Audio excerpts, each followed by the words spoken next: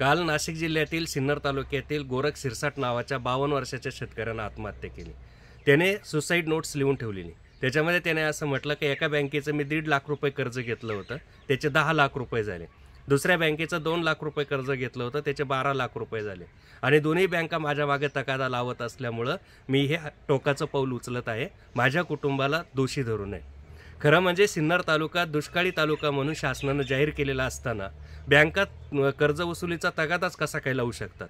जे तालुके दुष्काळी जाहीर केलेले तिथलं कर्ज माफ व्हायला पाहिजे, तिथल्या वीज बिलाला माफी दिली पाहिजे व शासनानं अधिक अनुदान देऊन तिथल्या शेतकऱ्यांना प्रोत्साहन देणं अपेक्षित आहे। परंतु फक्त दुष्काळी तालुक्यांची यादी जाहीर करायची आणि त्याच्यावर काहीच उपाययोजना करायचं नाही, हे जे शासनाचं धोरण आहे ते अशा आत्महत्येतून सिद्ध होतं। एका शेतकऱ्याचा बळी काल शासनाच्या धोरणांनी आणि दुष्काळानं घेतलेला आहे। आता पुढे अजून आत्महत्या वाढण्याची शक्यता मला दिसते, त्यामुळे शासनाने योग्य वेळी योग्य उपाययोजना करणं अपेक्षित आहे। आत्महत्येची ही जी वाट आहे, ही वारी ही थांबवणं अपेक्षित आहे।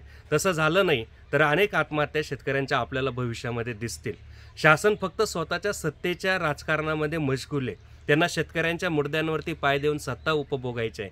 असं करून चालणार नाही। असं होणार असेल तर मोठा शेतकऱ्यांचा उद्रेक तुम्हाला रस्त्यावरती दिसेल।